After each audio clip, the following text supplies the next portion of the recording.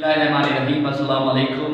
जैसा कि आजकल सिंध हुकूमत ने असातिज़ा को भर्ती करने का ऐलान कर दिया है और हर तरफ एक खुशी की लहर पकड़ी गई है। क्यों ना हो, क्योंकि बहुत सारी महंगाई हो गई है और लोग इस वक्त जो कैंडिडेट्स हैं, जो उम्मीदवार हैं, वो तैयारी में मसरूफ़ हैं। बिल्कुल तैयारी ज़रूर कीजिए, लेकिन तैयारी करने से पहले पूरी पॉलिसी को समझिए और पेपर किस तरह होगा इसको भी समझने की ज़रूरत है।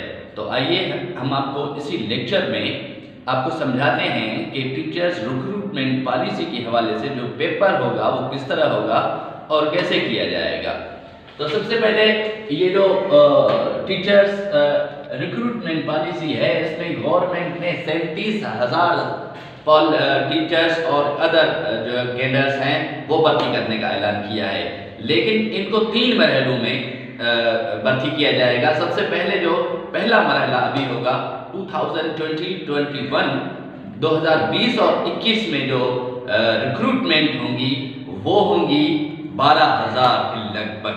तो देखते हैं कि पीएचडी जो कि पीवीएस 9 में आते हैं, और ये देखिए आप पीएचडी प्राइमरी स्कूल टीचर होता है, और उसके बाद दूसरी जो वैकेंसी पोस्ट है वो है जेईएसटी, यानी कि ये जेईएसटी ये इससे पहले हुआ करता था जेएसटी के बदले अब इन्होंने जेईएसटी रख दी है। तो जेईएसटी ये किसका फुल फॉर्म शॉर्ट फॉर्म है? J junior, E element, S school teacher, junior school teacher, और इसका जो स्केल होगा पीपीएस वो 14 होगा।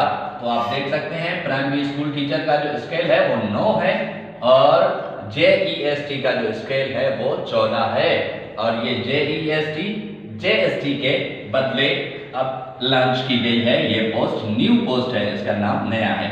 तो ये जो टेस्ट हैं ये कंडक्ट करेगा आईबीएस सक्खर, और आईबीएस सक्खर का इदारा है एसटीएस जो कि टेस्टिंग सर्विस इदारा है, वो कंडक्ट करेगा।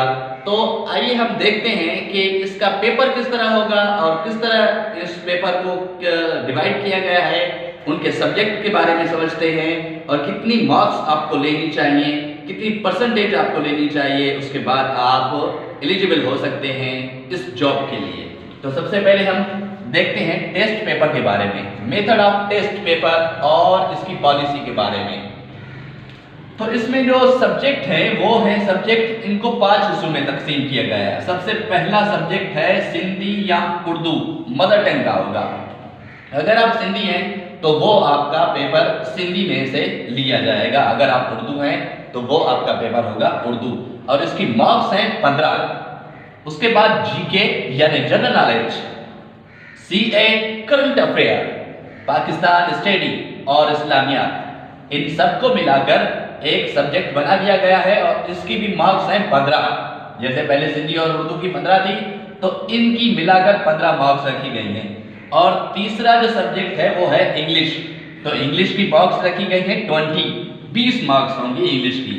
मैथ की मार्क्स हैं 25 मार्क्स आपको मिलेगी मैथ में टोटल जो होंगी। उसके बाद साइंस की 25 मार्क्स होंगी जनरल साइंस की। तो कुल मिलाकर 15, 20, 25 और 25 कुल मिलाकर 100 सवाल हो गए, 100 क्वेश्चन हो गए।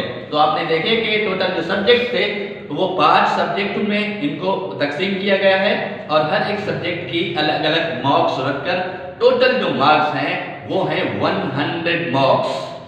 तो अब देखते हैं एक और चीज जो कि थोड़ी कंफ्यूजन है लोगों को, कि गवर्नमेंट ने ऐलान किया है कि हर पार्ट में से 45% आपको मार्क्स लेनी होंगी। तो देखते हैं कि इनको गवर्नमेंट ने 3 हिस्सों में, इन 5 सब्जेक्ट को 3 हिस्सों में तकसीम किया है। पहला हिस्सा ये है सिंधी और जीके, और ये तमाम जो सब्जेक्ट है इनको एक ग्रुप में बनाया गया है। ये नंबर 1 ग्रुप है, ग्रुप नंबर 1। ग्रुप नंबर 1 में 15 और 15 मार्क्स हो गए टोटल 30 मार्क्स में से आपने 45% मार्क्स जरूर लेनी होती है, यानी 30 में से आपने कम से कम 13.5 या 14 मार्क्स आपने एनी हाउ लेनी है। ये जरूरी है कि आपने इस पोर्शन में से, इस फील्ड में से 30 मार्क्स से 13, 13.5 और 14 ये 45% बनता है, वो मार्क्स आपने एनी हाउ लेनी है। उसके बाद दूसरा ग्रुप नंबर 2 है इंग्लिश, और इंग्लिश में टोटल जो मार्क्स हैं वो हैं 20, तो 20 का भी आपने 45% लेना है, यानी 9 मार्क्स आपने इंग्लिश में से लेनी है। 20 टोटल मार्क्स हैं इंग्लिश में से, और इसमें से गवर्नमेंट की पॉलिसी के हवाले से 45% यानी 9 मार्क्स एटलीस्ट आपने हाउ इंग्लिश में लेनी है, वरना आप फेल हो जाएंगे। उसके बाद साइंस और मैथ को मिला लिया गया है, साइंस और मैथ को एक ग्रुप में रखा गया है, और इनकी मार्क्स होंगी 50।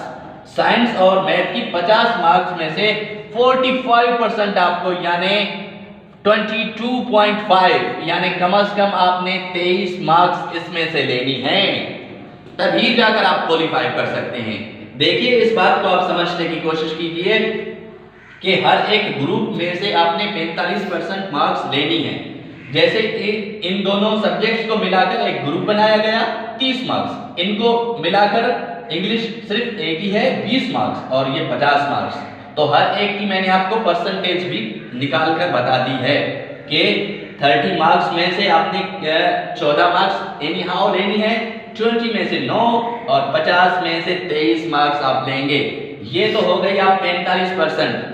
अब इजाफी मार्क्स आप जिस भी फील्ड में लेनी चाहिए वो आपकी प्लस पॉइंट होगी, और इन सबको मिलाकर आपने एटलीस्ट 25% मार्क्स लेनी है, यानी 55% आपकी मार्क्स होनी चाहिए। सीधी बात है, 100 सवाल हैं तो 100 सवाल में से 55 अगर आपने सही जवाब दे दिए तो आपके 55% हो जाएंगे। अब देखते हैं कि इसको जो पेपर है उसमें क्वेश्चन करने का जो तरीका है, लिखने का तरीका है, वो क्या है। फर्स्ट करो, मैंने एक मिसाली के तौर पर, एग्जाम्पल के तौर पर एक सवाल लिखा है, which country is biggest country in the population, दुनिया के आबादी के लिहाज से सबसे बड़ा मुल्क कौन सा है। तो IBA के मुताबिक, टेस्ट पेपर के मुताबिक आपको 4 ऑप्शंस होंगे, A, B, C, D, और मुख्तलिफ ऑप्शंस में आपको मुख्तलिफ जवाब होगा। A Pakistan, B India, C China और D बांग्लादेश। तो आपने क्या करना है, जो सही जवाब है उसके पूरे इस गोल दायरे को फिल करना है, इस तरह फिल करना है ताकि कोई चीज बाकी न रहे। ये आप गौर से देखिए, इस तरह आपने इसको फिल कर देना है। ये आपका एक सवाल हो गया कंप्लीट। तो इस तरह आपने सवाल के जवाब को फिल करना है। अच्छा, अब ये देखते हैं कि ये जो सिलेबस होगा, ये सिलेबस आपको कहां से तैयारी करनी होगी, क्योंकि आप तैयारी कर रहे होंगे और बड़े जोर और शोर से तैयारी कर रहे होंगे, टफ टाइम भी है और टफ कंपटीशन भी है। तो आपको बताते हैं कि जो PhD है, PhD के लिए क्लास 1 से क्लास 8 तक, लेकिन कोर्स होना चाहिए सिर्फ टेक्स्ट बुक बोर्ड का। PhD के लिए क्लास 1 से क्लास 8 तक आपने तैयारी करनी है हर सब्जेक्ट की, और JEST यानी जूनियर एलिमेंट्री स्कूल टीचर्स के लिए आपने तैयारी करनी है क्लास 6 टू क्लास 10, 6वीं क्लास से 10वीं क्लास तक, लेकिन टेक्स्ट बुक बोर्ड के किताब से आपने ये तैयारी करनी है। तो आपने बहुत खूब तैयारी करनी है, टफ टाइम है, टफ मुकाबला है। जितना ज्यादा स्कोर बनाएंगे उतना ज्यादा आपका चांसेस होगा इस जॉब को लेने के लिए। उम्मीद है आप बहुत ही ज़्यादा मेहनत कर रहे होंगे। तो अगर आपको ये वीडियो पसंद आया है तो मेहरबानी करके हैदर टॉक टीवी को सब्सक्राइब कीजिए, लाइक कीजिए और अपनी कीमती राय कमेंट्स में ज़रूर दीजिए, और बेल आइकन को बटन को दबाइए। इंशाल्लाह नेक्स्ट जो वीडियो होगा वो होगा कि आपके इस जॉब के लिए रिक्वायर्ड डॉक्यूमेंट्स कौन से होंगे। परवेज हैदर महर, थैंक यू, अल्लाह हाफ़िज़।